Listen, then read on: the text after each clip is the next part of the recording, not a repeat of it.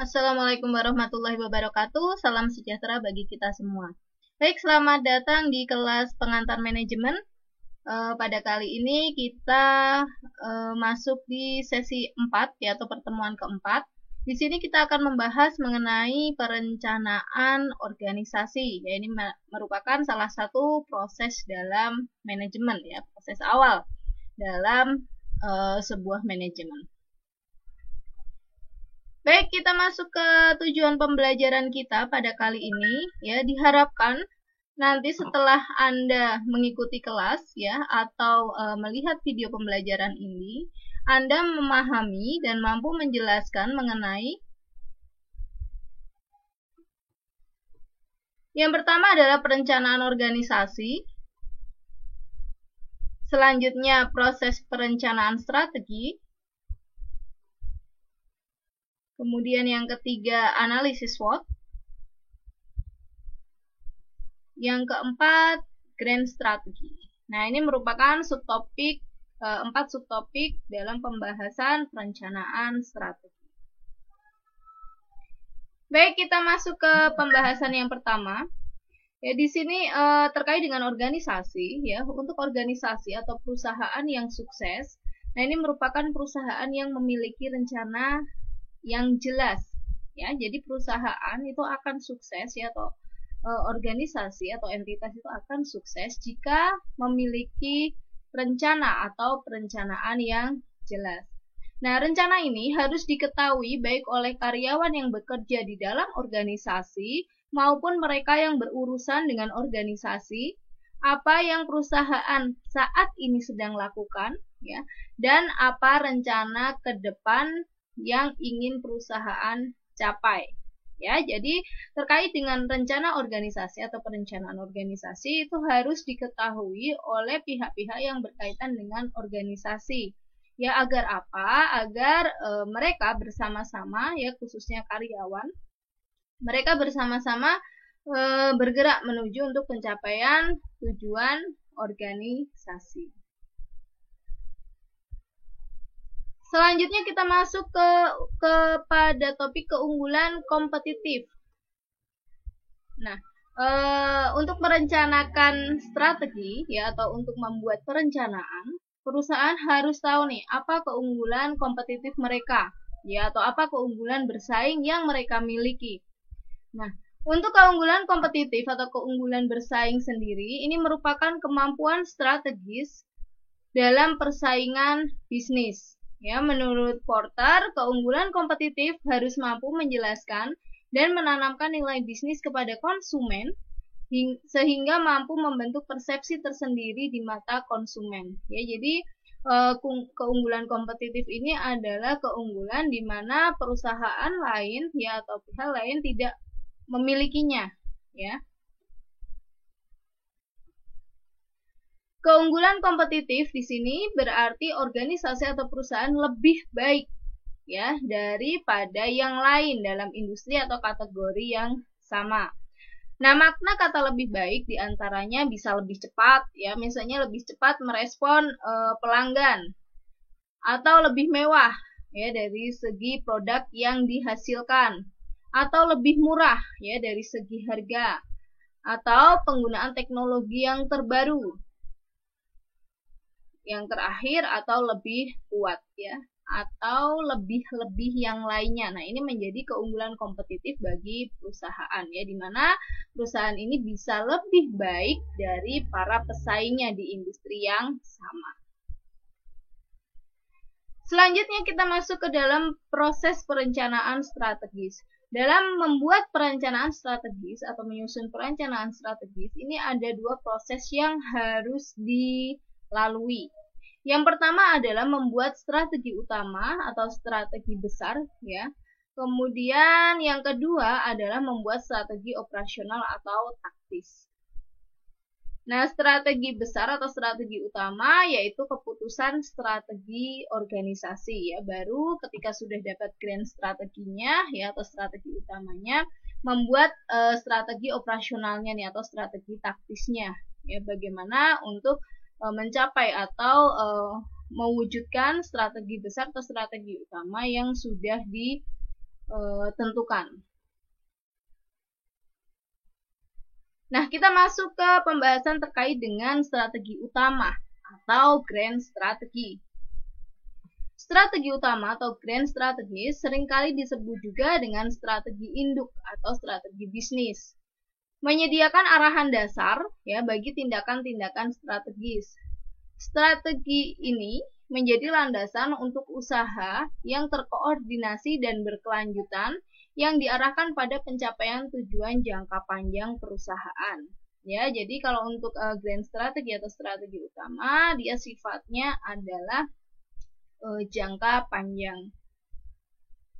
Nah, pada grand strategi sendiri, menurut Porter, ini ada 3 strategi yang dapat dipilih oleh perusahaan atau organisasi. Yang pertama adalah growth atau pertumbuhan. Yang kedua adalah stability ya atau stabilitas. Dan yang terakhir adalah retrenchment atau penghematan. Nah, ini merupakan 3 grand strategi menurut Porter ya yang bisa diimplementasikan di dalam perusahaan. Nah, ini kita akan bahas satu-satu terkait dengan grand strategi menurut Porter. Yang pertama, growth atau pertumbuhan. Strategi perusahaan yang sering dicari adalah strategi yang dirancang untuk mencapai pertumbuhan dalam penjualan, aktiva, laba, atau kombinasi dari semuanya ya. Jadi secara umum perusahaan itu suatu perusahaan yang ingin dicapai itu apa? Pertumbuhan laba, ya, pertumbuhan penjualan, ya, pertumbuhan aset, atau kombinasi dari ketiga poin tersebut. Pertumbuhan adalah strategi yang paling berpengaruh karena yang pertama, perusahaan yang sedang tumbuh dapat menutupi kesalahan dan ketidakefisienan dengan mudah. Aliran pendapatan yang terus berkembang ke dalam perusahaan dapat menciptakan sumber daya yang dapat dipakai untuk menyelesaikan masalah dengan cepat. Nah, ini ya, jadi kelebihan dari growth strategies ini dia lebih cepat ya untuk menutupi kesalahan atau lebih cepat untuk menyelesaikan masalah ya, karena untuk growth strategi sendiri ya masuknya pendapatan ke dalam perusahaan ya atau organisasi itu tinggi atau terus berkembang. Kemudian yang kedua ya terkait dengan growth strategies, perusahaan yang sedang berkembang menawarkan banyak peluang bagi kemajuan, promosi, dan pekerjaan-pekerjaan yang menarik. Selanjutnya, untuk pertumbuhan organisasi dapat ditempuh melalui keputusan-keputusan integrasi maupun diversifikasi seperti yang pertama, menambah lini produk. Ya. Kemudian ekspansi ke negara lain, ya, atau perluasan usaha ke negara lain. Kemudian membeli perusahaan lain. Dan yang terakhir adalah meningkatkan investasi dalam bidang green energy. Nah, ini merupakan cara yang dapat ditempuh pada untuk mencapai pertumbuhan organisasi. Selanjutnya kita masuk pada strategi yang kedua, yaitu strategi stabilitas. Perusahaan akan mempertahankan status quo, ya, mereka akan melanjutkan apa yang telah mereka lakukan sampai saat ini. Tidak ada yang akan berubah, tidak ada peningkatan jumlah produksi, tidak ada pangsa pasar baru, dan tidak ada penambahan jumlah karyawan. Perusahaan dengan posisi kompetitif yang kuat dalam industri dan memiliki daya tarik cukup tinggi mungkin tidak akan mengejar perubahan yang signifikan dalam strategi perusahaannya.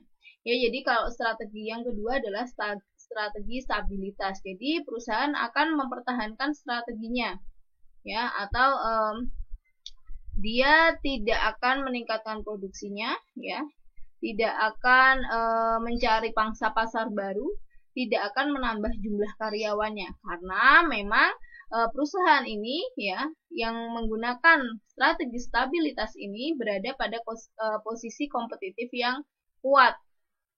Ya, jadi dia memiliki keunggulan kompetitif yang sangat baik dalam industri yang memiliki daya tarik yang cukup tinggi. Nah, posisinya sudah posisi yang sangat baik ya.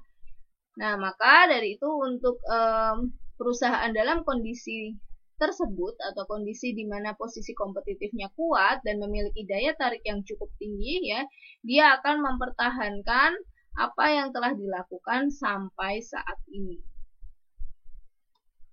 Contohnya, ya, ini ada perusahaan Dell Computer, ya, komputer merek Dell. Nah, Dell Computer menggunakan strategi stabilitas setelah strateginya menghasilkan pertumbuhan yang tidak dapat diatasi. Jadi awalnya Dell menggunakan growth strategies, ya. Nah, Dell tumbuh sebesar 285%. Ya, pertumbuhannya sangat-sangat besar, ya, lebih dari 100%, yaitu mencapai 285% dalam jangka waktu 2 tahun. Nah, sayangnya Dell mengalami kesulitan, ya, untuk memenuhi kebutuhan, ya, dengan pertumbuhan yang sangat besar tersebut. Nah, ini, ya, Dell tidak mampu mempertahankan kebutuhan sejumlah 2 miliar US dollar, ya, untuk memenuhi pertumbuhan 285% ini. Dell harus mempersiapkan dana sebesar 2 miliar US dollar dan dia tidak sanggup. Nah, oleh karena itu Dell berhenti menggunakan strategi pertumbuhan untuk menunda sampai perusahaan mampu mempekerjakan manajer baru, memperbaiki struktur, dan membangun fasilitas baru untuk memenuhi kebutuhan pasar. Ya, jadi awalnya Dell menggunakan growth strategies, ya, sampai dengan pada kondisi, ya, di mana pertumbuhannya sangat cepat mencapai 285% dalam jangka waktu 2 tahun. Nah, untuk menutup kebutuhan tersebut Dell harus mempersiapkan dana 2 miliar US dollar tadi.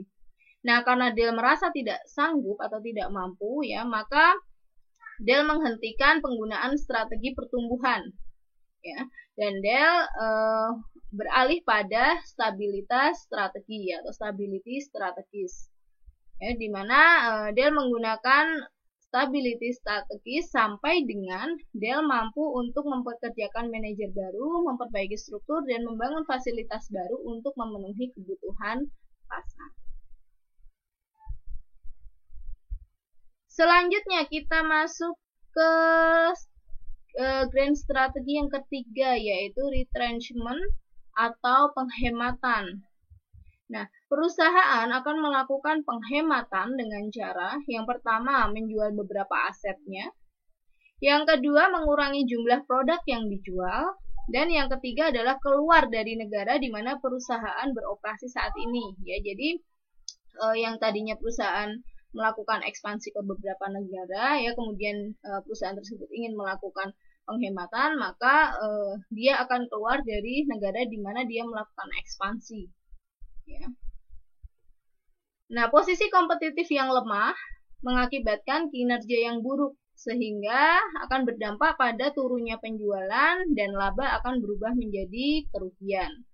Jika ini terjadi, manajemen dapat mengikuti salah satu dari beberapa strategi pengurangan, yaitu penghematan.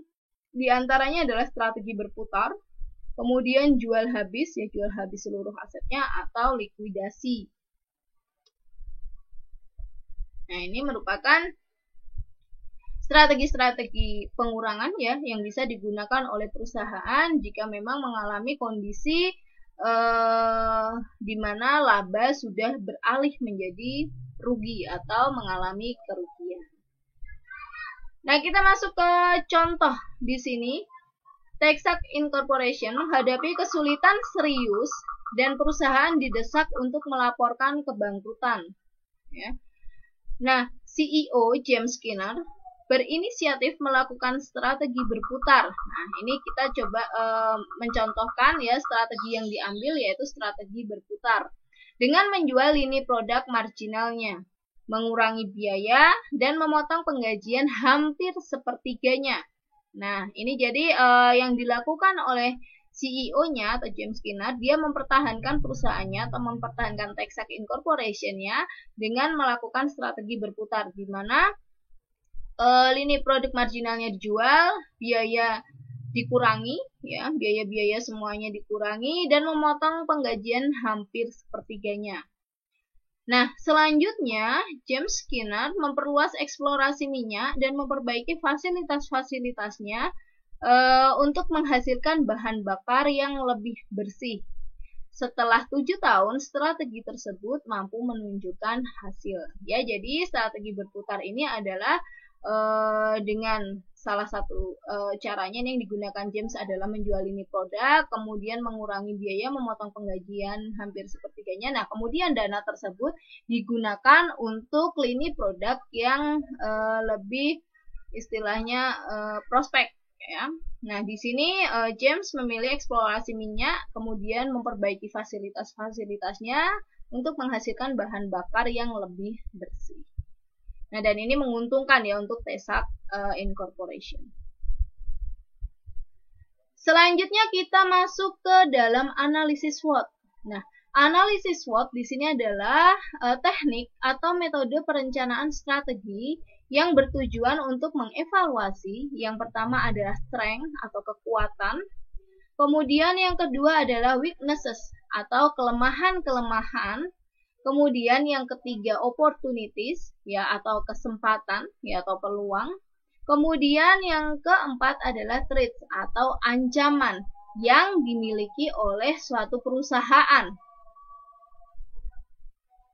Nah, untuk strength dan weakness sendiri ini merupakan dua faktor yang berasal dari internal perusahaan, dan opportunities ya serta threats ini merupakan faktor yang berasal dari eksternal. Jadi ketika perusahaan ingin menyusun strategi ya, salah satu langkah yang perlu dilakukan adalah dengan menganalisa ya, apa kekuatannya, apa kelemahannya, apa peluang-peluang yang terdapat di lingkungan industrinya, kemudian apa ancaman yang ada di luar perusahaan.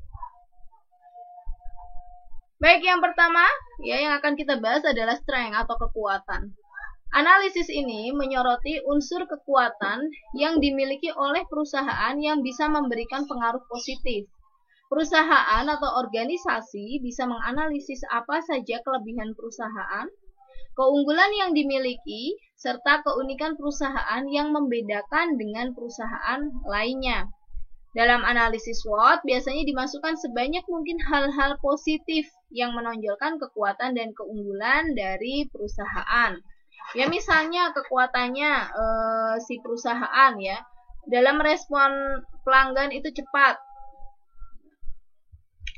Kemudian biayanya paling rendah ya, sehingga produk yang dihasilkan harga jualnya murah ya, atau lebih murah dibandingkan yang lain.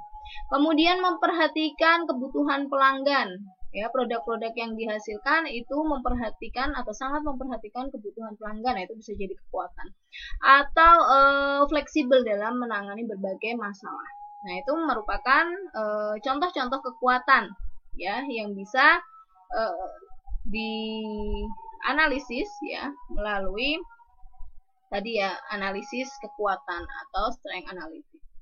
Nah, kemudian kita masuk ke weakness atau kelemahan. Nah, setiap perusahaan pasti punya kelemahan. Hal ini dapat memberikan pengaruh negatif terhadap perusahaan. Nah, oleh sebab itu perlu mengetahui apa kelemahan yang dimiliki perusahaan agar bisa menjadi bahan perbaikan. Untuk mengetahui kelemahan apa saja yang dimiliki oleh perusahaan dapat memposisikan sebagai konsumen, ya, ini salah satu caranya, atau dengan menganalisis hal apa yang dimiliki perusahaan tapi tidak dimiliki perusahaan yang melakukan analisis ya. Jadi hal lain keunggulan apa yang dimiliki oleh perusahaan lain tapi perusahaan tersebut tidak punya. Nah, yang terakhir, analisa mengenai faktor apa saja yang menyebabkan kehilangan atau kerugian bagi perusahaan dan apa yang membuat perusahaan lain lebih baik. Contoh dari weakness atau kelemahan, misalnya perusahaan tersebut punya kelemahan di bidang tertentu ya, misalnya di bagian research and development ya. Kemudian misalnya dari segi modal atau permodalannya rendah ya, atau misalnya posisi kantornya nggak strategis ya, atau cash flow-nya nggak lancar. Nah, ini bisa diidentifikasi nih apa saja kelemahan-kelemahan yang dimiliki oleh perusahaan. Jadi untuk kelemahan dan kekuatan ini berasal dari internal perusahaan. Selanjutnya, kita masuk ke opportunity atau peluang. Nah, analisis peluang akan menentukan perkembangan perusahaan di kemudian hari. Perusahaan harus melihat peluang apa saja yang ada dan perkembangan tren apa yang sejalan dengan perusahaan yang bisa membantu perusahaan lebih berkembang. Nah, jadi opportunity ini peluang-peluang apa sih atau kesempatan-kesempatan apa sih yang ada di luar perusahaan ya, sehingga nantinya perusahaan akan lebih dapat berkembang. Misalnya, apa ya? Nah, misalnya sektor industri perusahaan tersebut lagi naik, nah itu menjadi peluang ya. Atau misalnya dukungan dukungan pemerintah terhadap industri tersebut baik, nah ini menjadi kesempatan juga. Atau tingkat persaingannya belum terlalu ketat atau masih rendah, nah ini menjadi peluang bagi perusahaan untuk mengembangkan usahanya. Selanjutnya kita masuk ke analisis yang keempat, ya, threat atau ancaman. Analisis ancaman mencakup hal-hal apa saja yang mungkin dihadapi perusahaan yang dapat menghambat perkembangan perusahaan. Perusahaan harus melihat apa saja ancaman yang ada agar dapat menentukan apakah bisnis dapat bertahan atau tidak. Nah, sama dengan tadi opportunities ya, untuk trade sendiri dia berasal dari luar perusahaan ya, atau berasal dari eksternal perusahaan. Nah, contohnya terkait dengan ancaman, misalnya perkembangan teknologi yang sangat cepat. Nah, itu menjadi ancaman ya bagi perusahaan yang memang tidak mampu untuk mengikuti perkembangan teknologi. Kemudian perubahan strategi pesaing. Ya, kemudian kurangnya minat perbankan ya untuk mendanai industri yang dijalani ya, atau jenis industri yang dijalani. Nah, ini menjadi ancaman ya bagi perusahaan ya untuk mengembangkan usahanya. Baik, selanjutnya kita masuk ke dalam pelaksanaan analisis SWOT. Pada perusahaan yang sangat besar, perlu waktu lama untuk melaksanakan analisis SWOT. Terkadang perusahaan membutuhkan konsultan atau fasilitator luar dalam melakukan analisis SWOT. Tujuannya agar analisis benar-benar dilaksanakan secara objektif untuk melengkapi faktor-faktor yang dimasukkan ke dalam setiap kategori. Nah, ini untuk pelaksanaan analisis SWOT ya, terkadang perusahaan memang tidak mampu untuk melakukan analisisnya sendiri ya. Salah satu faktornya ya tadi ya, kenapa pakai luar, karena hasil yang diperoleh ya dari fasilitator atau konsultan itu akan lebih objektif dibandingkan melakukan analisis secara mandiri atau melakukan analisis sendiri. Ya, terkadang ketika melakukan analisis sendiri itu sulit untuk mencari apa ya kelemahannya gitu ya. Kalau mencari kelebihan ya itu mungkin lebih mudah ya, tapi ketika mencari kelemahan, kemudian ketika mencari faktor-faktor eksternal seperti ancaman dan peluang, nah itu mungkin akan lebih mudah atau akan lebih terbantu jika menggunakan konsultan atau fasilitator, khususnya untuk perusahaan yang cukup besar ya. Baik, kita masuk ke keterkaitan antara analisis SWOT dan grand strategi. Oke, di sini apa sih keterkaitan antara strategi ya atau grand strategi dan analisis SWOT? Nah, bila analisis SWOT dilakukan dengan benar, strategi dan analisis SWOT dapat membentuk paket yang bagus atau hasil yang bagus atau strategi yang bagus. Karena pada analisis SWOT mengidentifikasi faktor secara sistematis ya untuk merumuskan strategi perusahaan. Nah, selanjutnya yang perlu diperhatikan dalam menyusun strategi perusahaan adalah pemangku kepentingan atau stakeholder. Konsep penting dalam menyusun perencanaan strategi adalah menentukan stakeholder atau kelompok pemangku kepentingan yang berpengaruh dalam organisasi. Setelah kelompok pemangku kepentingan ditentukan, maka organisasi dapat mengetahui bagaimana para stakeholder dapat menggunakan pengaruhnya dan seberapa penting memberikan dampak pada organisasi. Ya, jadi ketika menyusun suatu strategi ya, selain tadi menggunakan metode SWOT tadi atau analisis SWOT tadi ya, ada hal lain yang perlu diperhatikan oleh perusahaan, yaitu stakeholder atau pemangku kepentingan. Nah, karena si para pemangku kepentingan ini pasti akan memberikan dampak terhadap perusahaan. Nah, siapa saja para stakeholder atau pemangku kepentingan? Nah, untuk stakeholder sendiri ini dikelompokkan atau diklasifikasikan menjadi dua. Yang pertama adalah external stakeholder. Ini ada konsumen, ada pesaing, ada lingkungan, ada kondisi ekonomi, ada pemerintah, dan ada asosiasi. Nah, ini merupakan para stakeholder atau pemangku kepentingan yang berada di luar perusahaan. Selanjutnya ada internal stakeholder atau pemangku kepentingan internal. Nah, ini siapa saja? Ada karyawan, ya, serikat kerja, struktur organisasi, dan pemegang saham. Nah, ini merupakan contoh-contoh stakeholder yang berpengaruh dalam perusahaan, ya, khususnya ketika perusahaan ingin menyusun suatu strategi. Nah, ini harus diperhatikan para stakeholder ini. Selanjutnya kita masuk ke implementasi perencanaan strategis. Nah, ini pertanyaan-pertanyaan yang sering muncul dalam perencanaan strategis. Yang pertama, apa yang harus dilakukan untuk mencapai sasaran strategis? Yang kedua, siapa yang akan melakukannya? Yang ketiga, bagaimana akan mencapai sasaran strategis tersebut?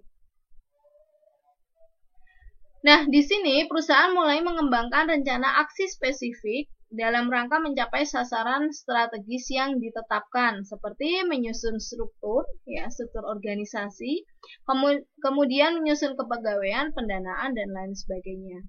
Ya, jadi ketika sudah disusun rencana strategis, ya, ini hal-hal yang perlu diperhatikan oleh perusahaan adalah aktivitas apa sih yang akan dilakukan untuk mencapai strategi-strategi tersebut, ya. Apa yang harus dilakukan, apa yang akan dilakukan. Nah, kemudian siapa saja nih yang melakukannya? Ya, nah itu harus direncanakan. Nah, kemudian bagaimana mencapai sasaran strategis?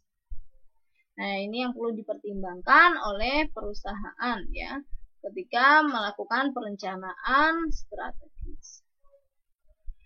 Nah, selanjutnya kita masuk ke contoh implementasi perencanaan strategis. Nah, terkait dengan ini, apa yang mau dilakukan atau perencanaan seperti apa, perencanaan strategis apa yang akan dilakukan oleh perusahaan. Nah, di sini dicontohkan perencanaan strategisnya adalah melakukan pengembangan produk baru. Tujuan spesifiknya mengembangkan sebuah produk baru dalam jangka waktu 6 bulan. Nah, selanjutnya siapa yang mau melakukannya? Atau siapa yang akan terlibat, ya, dalam rencana strategis pengembangan produk baru? Nah, ini dicari nih, siapa saja yang akan terlibat? Oh, di departemen desain, departemen produksi, dan departemen penjualan. Ya, mereka membentuk tim untuk menentukan kebutuhan pasar dan kemampuan perusahaan atau kemampuan manufaktur. Yang terakhir, bagaimana dan kapan perencanaan strategis tersebut akan dimulai? Nah, ini juga sudah harus direncanakan di awal. Jadi, prototipe disajikan kepada manajemen akhir bulan keempat untuk persetujuan produksi di akhir bulan ke-6. Nah, ini contoh-contoh ringkas ya, bagaimana mengimplementasikan perencanaan strategis. Baik, demikian untuk perkuliahan pengantar manajemen pada sesi keempat atau pertemuan keempat terkait dengan perencanaan dalam organisasi. Ya, silahkan tugasnya dikerjakan dengan baik. Kemudian tetap jaga kesehatan, ya, selalu gunakan masker, rajin cuci tangan, kemudian hindari kerumunan, jaga jarak, dan kurangi mobilitas. Baik, terima kasih atas partisipasinya, atau terima kasih untuk yang sudah menonton untuk pembahasan topik terkait dengan perencanaan dalam organisasi. Wassalamualaikum warahmatullahi wabarakatuh.